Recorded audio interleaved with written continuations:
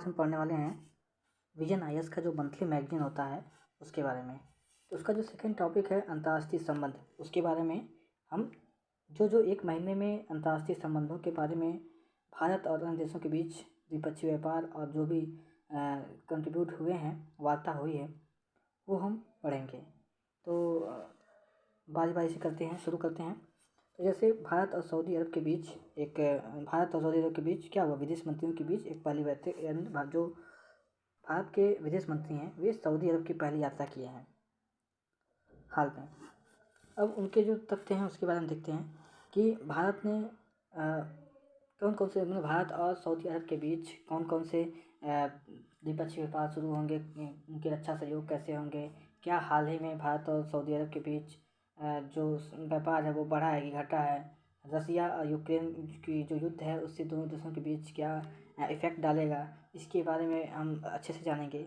तो जो विदेश मंत्री बैठे हैं तो उन्होंने कौन कौन से चीज़ों पर चर्चा की है उसको देखते हैं। जैसे भारत और रियाल, जो भारत का रुपया है और सऊदी अरब का रियाल है, तो उसके बीच कैसे व्यापार शुरू किया जाए, जैसे रुपया रियाल वार्ता व्यापार कैसे शुरू किया जाए। दोनों देशों के बीच जो कुछ रिफाइनरी है, एलएनजी अवसंरचना है, पेट्रोलियम के भंडारण की सुविधा कैसे हो, और जो संयुक्त परियोजना के बारे में हम कैसे जानेंगे, वो दोनों देशों के बीच ये हुई है।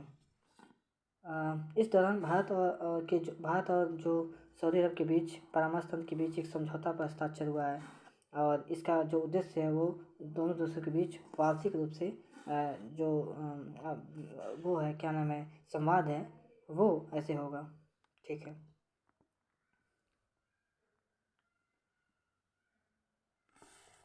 उसके बाद से भारत और सऊदी अरब के बीच हाल में क्या महत्व है वो देखेंगे।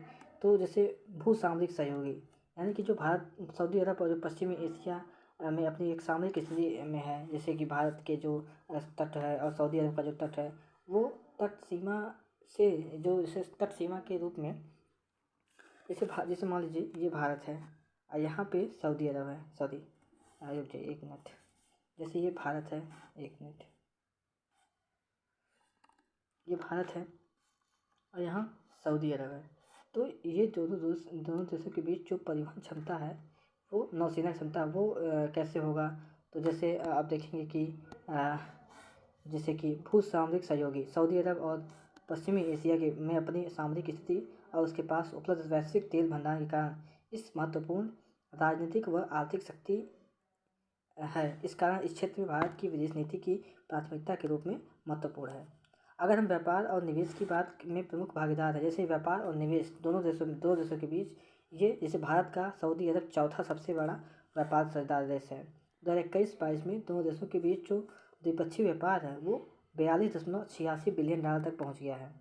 अभी हाल ही में भारत में आरामको, जो वहाँ की एक तेल रिफाइनरी कंपनी है, वो जो है यहाँ पर 3.13 बिलियन अमेरिकी डॉलर का निवेश किया है। ठीक है, इसने इतने बिलियन डॉलर का निवेश किया है। उसके बाद से आप देखेंगे कि भारत की जो ऊर्जा सुरक्षा है, जैसे भारत जो है तेल पर निर्भर है, मिट्टी का तेल हो गया, पेट्रोल हो गया, तो ये जो एलएनजी गैस हो गया, तो ये मैक्सिमम जो है उत्पादक देशों में सऊदी अरब का भी नाम आता है। सऊदी अरब का नाम आता है तो भारत की जो ऊर्जा सुरक्षा है, यानी ऊर्जा की जो आवश्यकता है उसको पूरा करने में सऊदी अरब का भी महत्वपूर्ण रोल होता है। तो जो सऊदी अरब है वो भारत के हाइड्रोकार्बन का एक प्रमुख आपूर्तिकर्ता देश है। यह जो है भारत के कच्चे तेल और गैस रिफाइनरी में भी महत्वपूर्ण योगदान देता है, लगभग 18 से 30% तक का आपूर्ति करता है। जो टोटल भारत की आपूर्ति होती है, ये जो कच्चे तेल और रिफाइनरी और एलएनजी गैसों की, तो उसमें से लगभग 18 से 30% की जो आपूर्ति है वो सऊदी अरब करता है। तो भारत की बढ़ती ऊर्जा जरूरतों को पूरा करने के लिए पारंपरिक तेल और आपूर्तिकर्ता देश ईरान पर अमेरिकी प्रतिबंधों को देखते हुए भी, यह जैसे ईरान पे अमेरिका ने प्रतिबंध लगा दिया है, तो इस प्रतिबंधों को देखते हुए एक वैकल्पिक के सहायक के रूप में सऊदी अरब को भारत की आवश्यकता है। भारत के लाखों प्रवासियों का एक अस्थायी निवास है। जैसे हमारे यहाँ क्या है कि लोगों की जनसंख्या अधिक है, सऊदी अरब में भी लोग रहते हैं, तो जो इंडियन वर्कर होते हैं वो सऊदी अरब में जाके अपना काम करते हैं। तो एक जैसे जो प्रवासी मतलब क्या होता है कि जब एक देश के लोग किसी दूसरे देश में जाते हैं तो उसको हम प्रवासी, से मान लीजिए भारत का व्यक्ति है जो सऊदी अरब में गया, तो सऊदी अरब में इसे प्रवासी कहते हैं, प्रवासी भारतीय, तो उसी को प्रवासी भारतीय कहते हैं। तो प्रवासी भारतीय तो सऊदी अरब में जो लोग जाते हैं काम करते हैं, वहाँ पे काम करते हैं, फिर उसको जो पैसा मिलता है वो भारत में अगर भेजते हैं तो उसी को रेमिटेंसेस कहते हैं। रेमिटेंसेस जैसे जो अभी हाल ही में विश्व स्तर पर भारत का जो रेमिटेंसेस यानी कि बाहर में जो लोग रहते हैं विदेशों में, वो लोग जो पैसा भेजते हैं, तो उसके मामले में भारत अभी जैसे 89 बिलियन डॉलर के आसपास भेजा गया है एक साल में। तो वर्ल्ड में जो नंबर 1 पर भारत है प्रवासी भारतीय जो पैसा भेजते हैं उसके मामले में। अगर हम यहाँ से बात करें इसकी सऊदी अरब की फ़िगर की बात, तो आप एक देखिए कि मैं जूम कर रहा हूँ, ठीक है। तो जैसे ये है देखिए, तो यहाँ पे ये इंडिया का बॉर्डर है, यहाँ पे इंडिया है, और ये जो है सऊदी अरब है, सऊदी अरब, ये ओमान हो गया, ये यमन हो गया। अब यहाँ से खाड़ी, यहाँ से ऐसे ऐसे ऐसे होते हुए यहाँ पे लोग व्यापार करते हैं ऐसे जाके के, इसे कहते हैं खाड़ी देशों के बीच व्यापार। खाड़ी देशों में अगर हम बात करें तो कौन आते हैं खाड़ी देशों के बीच? ये जो देश हैं Iraq, Jordan, Kuwait, Qatar, UAE, Saudi Arab, Oman, Yemen, ये सब आते हैं। तो इतने देश हैं, ये भारत के समुद्री तट से काफ़ी नज़दीक हैं, यहाँ पे लोग काम करने के लिए जाते हैं अच्छे से। तो जो इंडो पैसिफिक एरिया है यानी इंडियन ओशन है, उसमें इन लोगों का भी एक महत्वपूर्ण रोल है, ठीक है। उसके बाद से हम देखेंगे कि जो जो लगभग 28 लाख से अधिक जो प्रवासी भारतीय हैं, वे किसी न किसी रोजगार में वहाँ पे लगे हुए हैं। ये प्रवासी बड़ी मात्रा में विदेशी मुद्रा भारत में भेजते, जो हम कह रहे हैं रेमिटेंसेस, रेमिटेंसेस वो जो है भेजते हैं, ठीक है। कठिन समय में सहयोग यानी कि जो इस समय का कठिन कोविड-19 महामारी के का अनुभव साझा करते हैं, कठिन समय में योगदान में हम क्या करेंगे? जैसे कि कठिन समय में कोरोना महामारी के अभी हाल ही में कोरोना महामारी ख़त्म हुई है। कोरोना महामारी के ख़त्म होने के बाद दोनों देशों के बीच किस प्रकार व्यापार हो, दोनों के बीच भारत जो है वहाँ पे खाद्य तेल, दवा और जो आवश्यक वस्तुएं हैं उनको किस प्रकार सहयोग देता रहा है, उसके बारे में दोनों के बीच आपसी बातचीत हुई है।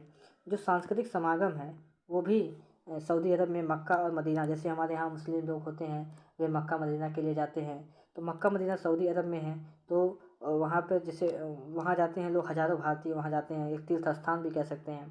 तो सांस्कृतिक संबंध में हम ये कह सकते हैं। और बहुपक्षीय सहयोग में साझा हित यानी कि दोनों देशों के बीच हाल ही में दोनों देशों के बीच G20 और खाड़ी देशों की यानी GCC जैसे मंचों को साझा सहयोग करते हैं। G20 में सऊदी अरब में भारत भी मेंबर है, और जो खाड़ी सहयोग परिषद है उसमें भी भारत को आमंत्रित किया गया था। दोनों देशों के बीच जो पारस्परिक हितों से जुड़े अन्य क्षेत्रीय एवं जो अंतर्राष्ट्रीय मुद्दों हैं उन पर चर्चा के लिए एक बहुपक्षीय सहयोग साझा हित है। यानी कि जो भी अंतर्राष्ट्रीय मुद्दे हैं उनमें एक दूसरे का सहयोग किस प्रकार करें, कौन सी बातों को रखना पड़ेगा, क्या क्या चीज़ें ज़रूरी हैं, इनको एक बहुपक्षीय वार्ता के माध्यम से ही किया जा सकता है। उसके बाद से कह सकते हैं आतंकवाद का जो बड़ा मुद्दा है, भारत हमेशा ही आतंकवाद के मुद्दे पर अंतर्राष्ट्रीय मंच पर उठाता है, तो उसमें भी सऊदी अरब का सहयोग रहना चाहिए, क्योंकि सऊदी अरब जैसे प्रमुख आतंकी सरगर्मियों को पकड़ने में नियमित रूप से शुरू से ही भारत की मदद करता रहा है। तो 2012 में और 2012 में 2008 में जो मुंबई हमलों में, इन सबको भारत की मदद किया था इन आतंकवादियों को पकड़ने में सऊदी अरब ने। तो आतंकवाद से निपटने के सहयोग में भारत की मदद जो है वो सऊदी अरब कर सकता है और करता है और करता रहे, मतलब जो आतंकवाद का मुद्दा है उस पर भारत का सहयोग करता है। जो रक्षा और सुरक्षा में भारत की भागीदारी, तो रक्षा और सुरक्षा में इससे भारत जो है कहता है कि हम आत्मनिर्भर जो हथियार है उसको हम अपने खुद से बनाएंगे। तो उसमें सऊदी अरब जो है को भी जैसे रक्षा सहयोग अमेरिका पर वो निर्भर है, तो वो भी सोचता है कि हम दूसरे ऐसे जो साथी हैं उन पर हम निर्भर हो सके, तो उसको एक विकल्प के रूप में भारत भी दिखता है। जैसे चीन भी सप्लाई करता है, रूस भी सप्लाई करता है हथियारों का, लेकिन भारत अभी तक नहीं कर रहा था। लेकिन जब भारत ने शुरू किया हथियारों की आपूर्ति और सेल्फ रिलायंसमेंट यानी कि आत्मनिर्भर, तो उसमें सऊदी अरब भी अच्छा जो निर्यात है उसमें अपने आप को देखता है कि हम भारत की से अपने साथ जो है जो रणनीतिक साझेदारी है उसको मजबूत करना चाहते हैं। उसके बाद से जैसे कि हमने बताया कि जो सूचनाओं का आदान प्रदान हो जाएगा, जो रक्षा निर्यात है, जो अभ्यास होता है, प्रशिक्षण है, इन सब में भारत और सऊदी अरब एक दूसरे की जो साझेदारी है वो बरकरार रखेंगे। अगर इन दोनों के बीच चुनौतियाँ की बात करें, तो चुनौतियों में हम जैसे क्षेत्रीय स्थिरता में क्या है, तो क्षेत्रीय स्थिरता में जैसे जो मध्य पूर्व, जैसे क्षेत्रीय स्थिरता, तो जैसे मध्य पूर्व की जो राजनीतिक जटिल और मध्य पूर्व क्षेत्र का राजनीतिक जटिल बहुआयामी है। इसमें सऊदी अरब, ईरान और जो अमेरिका ईरान शत्रुता है, फिलिस्तीन से जुड़े मुद्दे हैं, इन सब पर राजनीति के कारण भारत के लिए ईरान के साथ साथ सऊदी अरब के साथ भी संबंधों को संतुलित करना एक कठिन सा हो गया है, क्योंकि सऊदी अरब ईरान जो है वो अमेरिका का दुश्मन है और सऊदी अरब अमेरिका का अलायंस है। तो अब भारत जो है ईरान के साथ भी संबंध अच्छा करना चाहता है और सऊदी अरब के साथ भी संबंध अच्छा करना चाहता है। तो ईरान में इसलिए कह रहा हूँ क्योंकि वहाँ पे चाबहार बंदरगाह, चाबहार जो बंदरगाह है उसमें भारत का योगदान है ईरान में और सऊदी अरब के साथ उसका एक महत्वपूर्ण योगदान है। तो दोनों देशों के साथ वो अपना गठबंधन नहीं करना चाहता, यानी कि दोनों देशों के साथ लेकर के भारत जो है वो चलना चाहता है। तो ये दोनों देशों के बीच क्षेत्रीय स्थिरता एक बहुत बड़ा मुद्दा हो गया है, साथ लेकर चलना। उसके बाद से अगर हम बात करें तो भारत में सऊदी अरब निवेश में अतिरिक्त दे दी, यानी कि सऊदी अरब की जो अरामको कंपनी ने हाल ही में रिलायंस के साथ जो है 20% खरीदने की योजना को रद्द कर दिया है। यानी इसके पहले कुछ दिन पहले रिलायंस इंडस्ट्रीज़ ने अरामको के 20% शेयर को खरीदने की 20% शेयर को खरीदने की बात कही रिलायंस ने, लेकिन हाल ही में उसने इसको रद्द कर दिया। इसके अतिरिक्त कंपनी ने रत्नागिरी एकीकृत रिफाइन एवं पेट्रोकेमिकल्स कॉम्प्लेक्स परियोजना में भी अपनी भागीदारी पर रोक लगा दी है। दोनों देशों के बीच ये है निवेश में देरी, यानी कि सऊदी अरब की अरामको है जो कि बहुत बड़ी कंपनी है, उसमें रिलायंस ने कहा कि हम 20% शेयर को खरीदेंगे, कुछ दिन पहले कहा था, लेकिन फिर जो अरामको है इसने इस जो वार्ता है उसको रद्द कर दिया है। तो ये एक बड़ा मुद्दा है। प्रवासी भारतीयों को लेकर के भी एक बड़ी चिंता है, जो कि सऊदी अरब सरकार ने वहाँ की जो विदेशी मंत्रालय है भारत की, उसने अवगत कराया था और उसके लिए कई बार उनकी बातों को भी रखा गया है। सऊदी अरब सरकार ने स्थानीय नागरिकों को अधिक रोजगार प्रदान करने के लिए सऊदीकरण की एक नीति को बढ़ावा दिया है, सऊदीकरण की नीति को, यानी कि यहाँ की जो प्रवासी भारतीय हैं वे कम मौका पाएंगे परिप्रेक्ष्य में वहाँ के लोगों का, यानी कि वहाँ के लोग नौकरियों में अधिक रहेंगे, भारतीय लोगों को कम। इससे क्या होगा कि जो भारत के लोग हैं उनकी जो रोजगार क्षमता है, वो प्रभावित होगा। इसके अलावा जो सऊदी अरब की सरकार है उन्होंने कहा कि हम एक टैक्स ले आ रहे हैं, जिसका नाम होगा फैमिली टैक्स। इस फैमिली टैक्स में आपको लगभग 100 रियाल देने होंगे। 100 रियाल मीन्स लगभग 1700 रुपये आपको देने होंगे। तो एक फैमिली टैक्स ये जो है क्या हो जाएगा कि इसमें प्रवासियों के एक वित्तीय बोझ के रूप में होगा, और एक नौकरी पेशा प्रवासी को प्रत्येक माह लगभग 100 रियाल ही शुल्क देना, 100 रियाल शुल्क देना होगा, 1700 रुपया। कच्चे तेल का एक बड़ा मुद्दा है जो कि ओपेक जो ऑर्गेनाइजेशन है, ओपेक जो कि 1960 में बना था, इसका जो मुख्यालय है वो बगदाद में है। तो ये जो है तेल बचते समय एशियाई देशों के एशियाई प्रीमियम भी वसूलते हैं।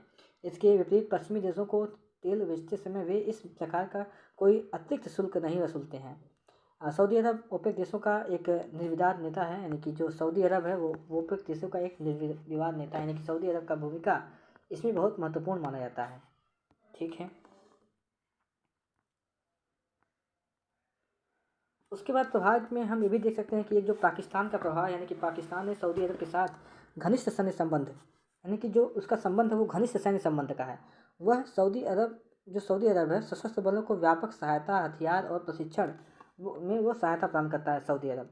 तो सऊदी अरब भारत का एक तरह से विरोधी माना जाता है, तो वो कभी नहीं चाहेगा कि जो सऊदी अरब की जो स्थिति है, जो संतुलन है, वो भारत के साथ लगातार बने रहे। तो ये एक मुद्दा बना हुआ है।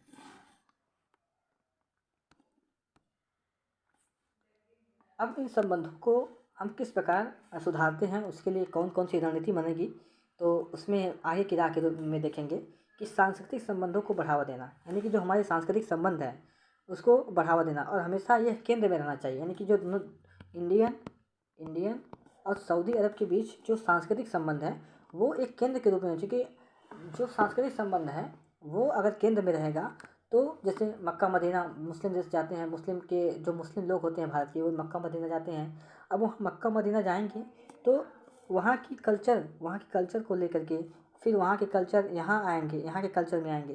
तो यानी कि लोगों का एक पीपल टू पीपल कनेक्शन हो जाएगा।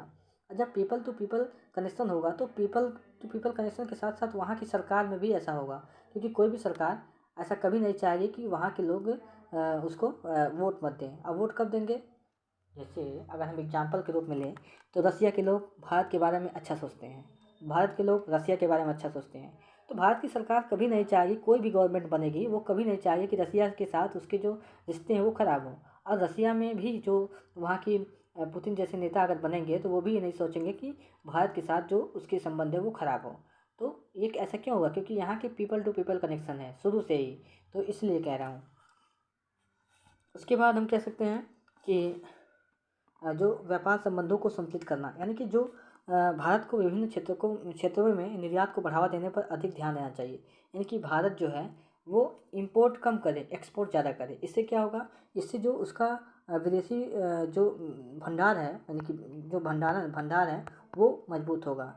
अभी लगभग हमें 620 बिलियन के जो विदेशी मुद्रा भंडार है 620 बिलियन के आसपास था।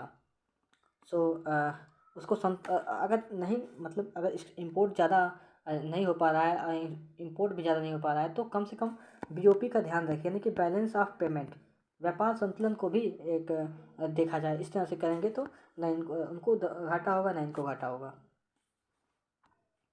उसके बाद से प्रवासी भारतीयों, यानी कि प्रवासी भारतीयों से संबंधित विवादों का समाधान करना।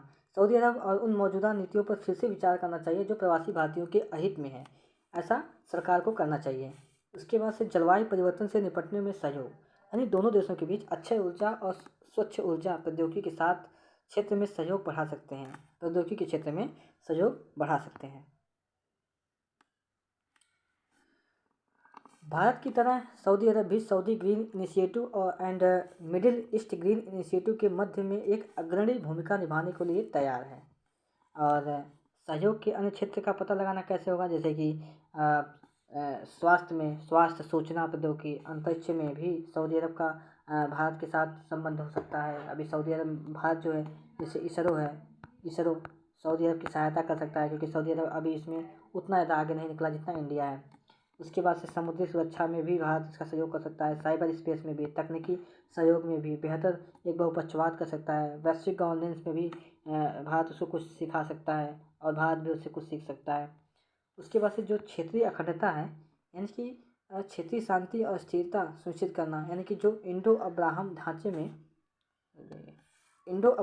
में भी तहत सऊदी अरब और भारत का एक अच्छा पश्चिम एशियाई प्रणाली के विकास के लिए आवश्यक है। और यहाँ पर एक दीर्घकालिक शांति बने रहने की सुनिश्चित करना चाहिए लोगों को।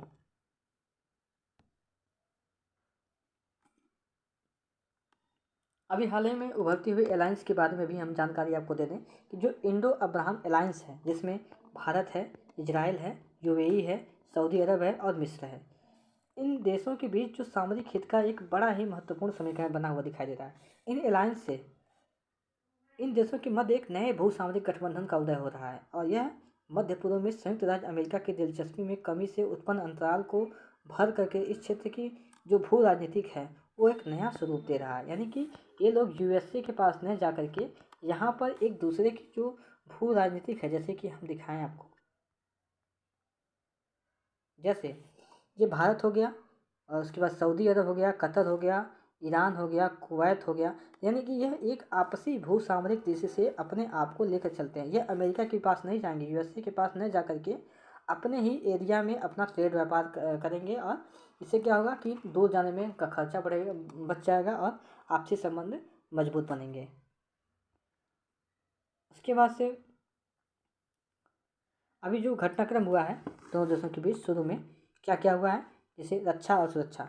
वर्ष 2021 में दोनों देशों के बीच जो पहली बार द्विपक्षीय नौसैनिक अभ्यास हुआ है, अल मोहेर अल हिंदी आयोजित किया गया था। अब यह दोनों देशों का एक राष्ट्रीय सुरक्षा सलाहकारों के स्तर पर एक व्यापक सुरक्षा वार्ता जो है ये आतंकवाद से निपटने के लिए ये शुरू किया गया था। इनके बीच जो अभी नौसैनिक युद्धाभ्यास पूछ सकता है प्रीलिम्स में, तो इसको देख सकते हैं कि ये जो है अल मुहेद अल हिंदी। उसके बाद से जो सांस्कृतिक संबंध हुआ है दो देशों के बीच एक हाल में जो घटनाक्रम हुआ है उसमें योग जिस 2021 में योग के क्षेत्र में सहयोग करने हेतु एक समझौता ज्ञापन पर हस्ताक्षर किया गया है। जो अंतर्राष्ट्रीय योग दिवस कब होता है? 21 जून को योग दिवस मनाया जाता है। ये जो है 7वां था। पर योग के औपचारिक मानकों में घटनाक्रमों को तैयार करना था। इस समझौते पर हस्ताक्षर करने वाला सऊदी अरब जो है वो खाड़ी देशों में पहला देश था जो कि यह MOU पे हस्ताक्षर किया है। उसके बाद से हज कोटे में जो 2019 में हज कोटा 24,975 रुपये की वृद्धि की गई थी हज कोटा में। तो इसमें इस वर्ष जो है लगभग 2019 में लगभग 2 लाख भारतीय हज यात्रा पर जा सके। प्रवासी भारतीयों के लिए भी सऊदी अरब ई-थावतिक प्रणाली के साथ भारत की ई-माइग्रेशन प्रणाली का एकीकरण किया है। अगर हम सऊदी अरब के महत्व की बात करें तो सऊदी अरब का महत्व सऊदी अरब के लिए जो भारत का महत्व है बहुत ही महत्वपूर्ण है, इम्पोर्टेंट है। अगर हम इसकी बात करें तो जैसे भारत और सऊदी अरब के बीच एक प्रमुख श्रम निर्यातक देश है, यानी कि भारत के लोग सऊदी अरब में काम करने जाते हैं, जैसे पहले बताएं कि प्रवासी भारतीय वहाँ पे जाते हैं और सऊदी अरब के विकास में उनका एक महत्वपूर्ण योगदान होता है। तो ये जो है ये दोनों देशों के बीच एक गठबंधन को दिखा रहा है कि इनका भी फायदा होगा, इनका भी फायदा होगा। भारत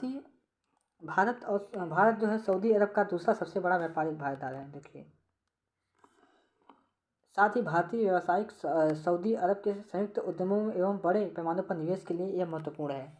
अगर हम चिकित्सा की बात करें तो भारत चिकित्सा, पर्यटन, शिक्षा और पर्यटन के लिए एक महत्वपूर्ण अवसंरचना है। सऊदी अरब आधुनिकीकरण के मार्ग का अनुसरण कर रहा है। साथ ही वह यह कह रहा है कि हम आधुनिकीकरण के मार्ग को अपना मार्ग चुनना चाहते हैं। उसमें विजन 2030 के अंतर्गत अपने जो डोमेस्टिक लेवल का जो निर्माण है वह करेगा। इन कदमों में भारत एक संभावित भागीदार बन सकता है या उनको बना दिया गया है। भारत की बाजार क्षमता जैसे कि जनसंख्या संरचना, बुनियादी संरचना, सुरक्षा क्षमता, सॉफ्ट पावर, इन सब में यह एक प्रेरक की तरह काम करेगा। और उनके विकास कार्यक्रमों में भारत की जो बुनियादी संरचना जैसे स्किल इंडिया हो गया, डिजिटल इंडिया हो गया, इन सब की जो भारत लॉन्च किया है उससे सऊदी अरब कुछ न कुछ सीख सकता है। तो ये हम कह सकते हैं। उसके बाद से अब हम निष्कर्ष के रूप में देखें क्या है निष्कर्ष में। निष्कर्ष में हम ये कह सकते हैं कि आज वैश्विक घटनाक्रम अंतर्राष्ट्रीय व्यवस्था एवं द्विपक्षीय एवं बहुपक्षीय संबंधों को प्रभावित कर रहे हैं। ऐसे समय में भारत और सऊदी अरब एक रणनीतिक सहयोग में साझा समृद्धि, स्थिरता, सुरक्षा और विकास की उम्मीद की जा रही है कि दोनों देश जो है आपसी सहयोग से अपना विकास करेंगे और अगल बगल देशों की जो चीज़ें हैं उनको एक तरह से विकास की गति में सहायता प्रदान करेंगे। तो भारत और सऊदी अरब की जो स्थिति है वो बहुत ही महत्वपूर्ण है और आने वाले समय में सऊदी अरब की जो द्विपक्षीय व्यापार है भारत के साथ वो मजबूती के साथ बढ़ेगी। भारत जो है रणनीतिक रूप से एक महत्वपूर्ण साझेदार है सऊदी अरब का और उनके बीच जो संबंध है वो मजबूत होंगे। अब नेक्स्ट में हम पढ़ेंगे भारत और बांग्लादेश के बीच जो संबंध है वो किस प्रकार है। बांग्लादेश को आज़ाद करने में भारत की क्या भूमिका रही है। बांग्लादेश और भारत जो है क्या एक दूसरे के साथ सीख सकते हैं। पाकिस्तान का क्या महत्व है इसमें भी हम समझेंगे और हाल के घटनाक्रम भी समझेंगे कि बांग्लादेश और भारत के बीच क्या क्या द्विपक्षीय व्यापार हुए हैं, उनके बीच कौन कौन से इशूज़ पे चुनौतियाँ हैं, क्या क्या हम उस पर आगे की राह के रूप में चर्चा कर सकते हैं। तो ये रहा। तो इसके बाद हम नेक्स्ट में वही समझेंगे भारत और बांग्लादेश के संबंध। Thank you very much.